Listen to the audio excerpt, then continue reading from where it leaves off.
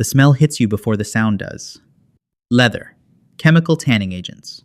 The specific synthetic sharpness of adhesive glue that has been warming under fluorescent lights since before you arrived and will still be warming long after you leave. It coats the inside of your nose within the first 30 seconds. By the end of the first week, you will stop noticing it. By the end of the first month, you will take it home with you in your clothes, in your hair, embedded in the pores of your hands. Your roommates will smell it on you before you open the door. They will not say anything because they smell the same way. You are standing on a factory floor in Dongguan, Guangdong Province, and somewhere in this building, in the cutting room, in the stitching room, on the inspection tables, a designer handbag is being born. It will take between 40 and 80 individual production steps to complete it. When it is finished, it will be placed in tissue paper, then in a dust bag, then in a branded box, then into a shipping container. It will cross the Pacific Ocean. It will clear customs in Los Angeles or Hamburg or Singapore. It will arrive in a boutique on a street where the rent per square meter costs more than you earn in a year. A sales associate in a press blazer will remove it from the tissue paper with both hands, the way you handle something irreplaceable, and set it on a lit glass shelf in a room where the electricity bill alone costs more than you send home in a month. The tag will say somewhere between $1,800 and $5,500. That is the honest middle range for a mid to full-size leather bag from any of the houses whose names you now recognize from the shipping manifests. The entry-level minis start just under $1,000. The statement pieces climb past 4. The number on the tag is not random. It is a calculation margin over manufacturing cost, prestige over price, desire engineered at a distance of 8,000 miles from the hand that stitched it. Your hands made it. You are 23 years old. You are from Hunan Province, from a county 2 hours outside of Changsha by bus, from a village that your WeChat contacts back home still describe as home even though you have not lived there in 3 years. You came to Guangdong for the same reason that roughly 40 million other migrant workers came to Guangdong. Because the Pearl River Delta is where the work is, and the work in Hunan does not pay enough. And there is a younger sibling whose school fees are due and a mother whose knees are bad enough that she cannot work the fields the way she used to, and the math pointed south. The factory recruited from your county directly. A labor agent posted notices near the market color-printed flyers with photos of a clean workshop and the promise of 4,500 to 5,500 yuan per month. That is between roughly 620 and 760 US dollars. In your county, a good month at a local factory might bring 2,500 yuan. The math was simple. You packed one bag. You did not look at the photos of the workshop long enough to ask any questions about them. The bus to Dongguan took 12 hours. You slept against the window with your bag on your lap.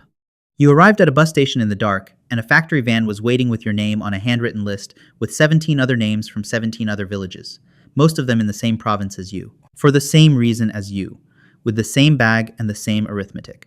The dormitory is a concrete block building connected to the factory complex by a covered walkway. Your room is on the 4th floor. It has 8 bunk beds, 16 people. Each person has a bunk and a metal locker, the width of a carry-on suitcase. There is one window. There is a shared bathroom at the end of the hall with cold water taps and a drain that requires you to wear flip-flops at all times if you want to walk out without an infection. The factory deducts dormitory fees from your wages, around 200 to 300 yuan per month, depending on the facility. This is standard. The deduction also covers 2 meals from the canteen breakfast, at 6:15 a.m., lunch at 12. Dinner is your expense. There are food stalls outside the factory gate run by vendors who have spent years calibrating their prices to exactly the maximum amount a factory worker can spend before they start to think about cooking for themselves. You arrive in the dormitory, and your bunkmate, a woman named Mei from Guizhou, tells you not to leave your phone charging on the bed because the last person in your spot had their phone stolen during a night shift. She says it matter-of-factly, not unkindly, the way you brief someone on the rules of a city you know well. She has been at this factory for 2 years. She is 25. She goes to sleep at 9:30 because her shift starts at 7, and she has learned that 8 hours of sleep is a luxury you have to actively engineer inside a room with 16 people and 1 window. You lie in your bunk and listen to the sound of Dongguan at night. The ventilation system. Someone's phone playing a drama on low volume. The distant rumble of a truck on the road outside the wall. You are 3 provinces from home. You are in a building you cannot legally leave without your ID card. Technically, you can leave, But your hukou, your household registration, is in Hunan. You have no residency rights here, no public health care here. If you get sick, it comes out of your wages. If you lose your job, the dormitory room goes with it, because the room is tied to the contract, and the contract is tied to the factory, and the factory is everything inside this perimeter wall. Here is how the bag factory works. Because the factory is a machine, and you need to understand the machine before you can understand your place inside it. The factory is an OEM manufacturer. OEM stands for Original Equipment Manufacturer. What it means in practice is this. A Western brand, say, a company with a flagship store on Fifth Avenue and a marketing budget larger than the GDP of some countries, sends the factory a design specification. Technical drawings, material swatches, hardware samples, a production timeline. The factory sources the materials, hires the labor, runs the production, performs quality inspection, packs the product, and ships it. The brand applies its logo and its price.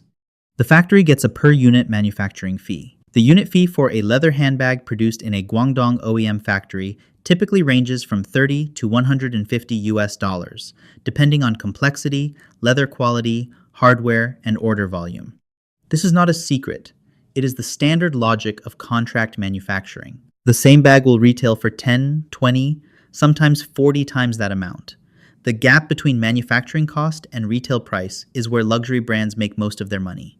It is called margin. It is also the reason this industry exists. Guangdong's Pearl River Delta Dongguan, Guangzhou, Shenzhen is the world's single largest concentration of leather goods manufacturing capacity. The factories here supply brands across the full spectrum: mid-range accessible luxury, bridge brands, aspirational labels, and in some well-documented cases, full-tier luxury houses whose marketing departments would prefer you not research this too carefully. In 2024, Italian prosecutors investigated supply chains linked to Dior and Armani and found that Chinese-owned subcontractors operating in Milan's outskirts, not Guangdong, but using Chinese migrant labor, were producing bags under exploitative conditions. One Dior supplier was producing handbag models for €53 that Dior sold in stores for €2,600. The factory in this story is not that factory. At the top is the factory director and his management team, who deal with the brands, handle contracts, manage exports, and are not on the floor unless there is a compliance audit, at which point they are suddenly everywhere. Below them are department managers. Below them are line supervisors, laoban, or line heads, who oversee groups of 10 to 20 workers and are responsible for whether the daily quota is met. Below them is you. Your shift starts at 7 a.m. You need to be at your station, uniformed, gloves on, tools in place, by 6:55. The 5-minute buffer is unwritten but enforced. You know this because on your third day, you arrived at exactly 7, and the supervisor looked at you with an expression that communicated everything without saying anything. You were at 6:52 the next morning. The workday is structured around a standard of 8 hours per day and 44 hours per week under Chinese labor law. The factory works 10 to 11 hours a day, 6 days a week, with mandatory overtime during production peaks the 2 to 3 months before the Western holiday shopping season, when order volumes from brands spike and the shipping deadlines become non-negotiable. During peak season, you may work up to 12 hours a day. Chinese law requires overtime to be capped at 36 hours per month. In practice, surveys of Guangdong manufacturing workers have found that over 90% regularly work more than 50 hours per week. Nobody files a complaint about this because the overtime is where the real income is. Base wages at a Guangdong leather goods factory for a line worker run between 2,500 and 3,500 yuan per month before overtime. Overtime is paid at 150% of base rate on weekdays, 200% on weekends. Without overtime, the number on the flyer back in Hunan does not happen. The overtime is not optional in any meaningful sense. Your station is in the stitching room, row C, station 14. You are a stitcher. Your job is one step in a chain of approximately 60 steps that turns raw material into a finished bag. You do not see most of those steps. You see the pieces that arrive at your station and the pieces that leave it. This is how the bag is made. Not from the beginning, because you don't see the beginning, but from the beginning of what you know. Somewhere upstream from you, in the materials department, leather hides arrive in rolls or stacked sheets. The leather is primarily sourced from tanneries in Guangdong and Zhejiang, or from suppliers in Brazil, Argentina, or Italy for higher-end orders. The hides are checked for consistency of thickness, grain, and color. They are graded. Lower-grade sections get cut away or routed to internal use components like lining panels that won't be seen. Premium grain leather goes to the external panels, the faces, the flap, the base. In the cutting room, pattern templates are used to cut the leather into the exact panels specified in the technical drawings. On high-volume orders, computer-controlled cutting machines do this work with efficiency and zero waste tolerance. On high-craft orders, pattern cutters work by hand to select the best section of each hide for each panel, ensuring the grain runs consistently, avoiding any natural blemishes. A skilled pattern cutter can tell which part of a hide belonged to the animal's shoulder, back, or belly, and why it matters for how the finished panel will age. The cut panels come to you. By the time they reach your station, they have already been marked, edge painted, and in some cases, heat embossed. Your job is to stitch the gusset panels to the main body. You use an industrial sewing machine set to a specific stitch density, typically 8 to 12 stitches per centimeter, depending on the brand specification. The thread color and composition are matched to spec. The stitch line must run within 1.5 millimeters of the edge, not 1.6. The tolerance is real and checked. You stitch the same component approximately 150 to 200 times per shift, depending on the complexity of the piece and the day's quota. The motion guide the panel, lower the foot, drive the machine, lift the foot, rotate, realign, becomes automatic. Your hands know it. Your brain is somewhere else by the end of the first month. This is not a bad thing. It is just the operational reality of high-volume precision craft. After stitching, the pieces move to assembly, where the main body is constructed. Then to hardware attachment, where the clasps, rings, buckles, and chain straps are fixed, many of them zinc alloy with electroplating, some of them solid brass for higher spec orders. Then to edge finishing, where raw seam edges are treated, painted, burnished. Then to lining, where the interior fabric, often silk, canvas, or suede, is bonded and stitched. Then to final inspection. The quality control department is where the bag's fate is decided. Inspectors check every seam, every stitch count, every hardware function, every edge.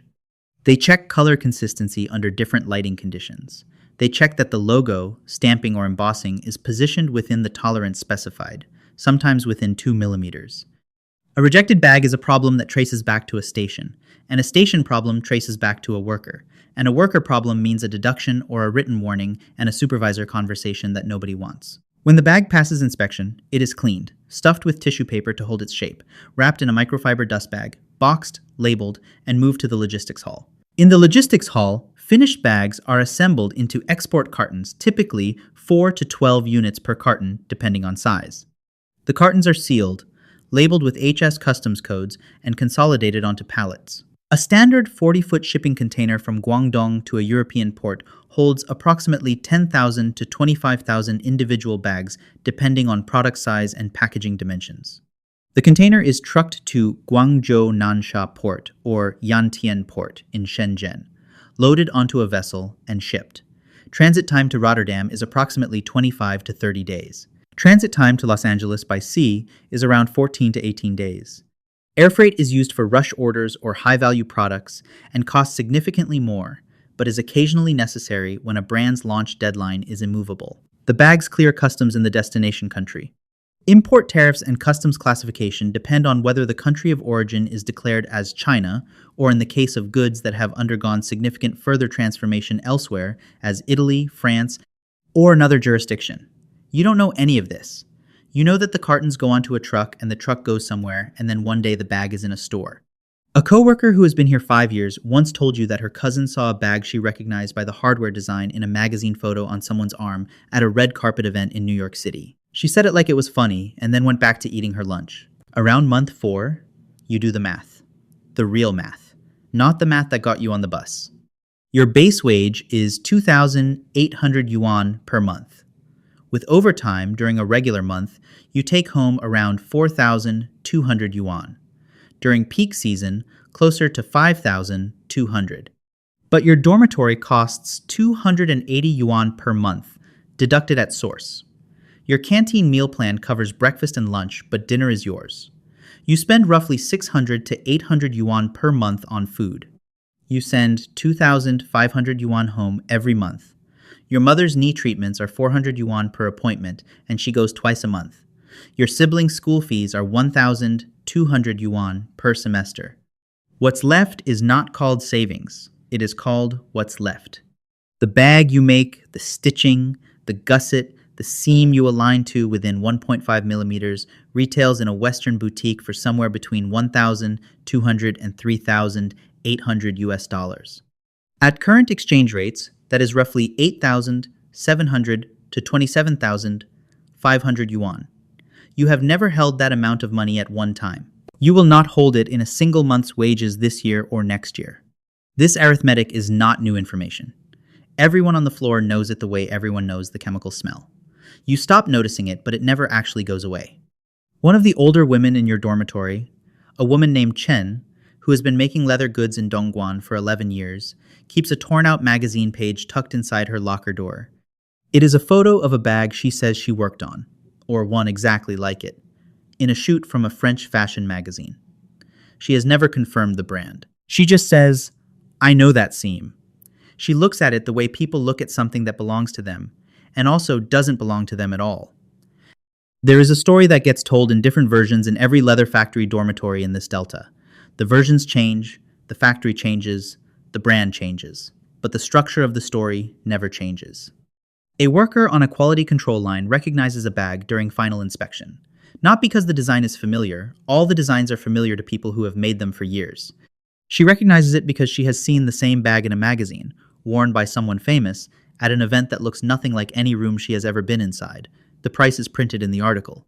She does the conversion in her head the way everyone eventually learns to do the conversion divide by 7 for rough dollar estimates and sits with the number for a minute. Then she passes the bag, marks her inspection sheet, moves to the next one. That is not a story about injustice exactly. It's a story about distance, the distance between the making and the having. Between the 1.5 millimeters of tolerance and the $3,400 of price, between the hand that stitched it and the hand that carries it. That distance does not have a clean moral. It is just very large. Friday nights in Dongguan, if you are on day shift and you have the energy, you go to the pedestrian commercial street near the factory zone.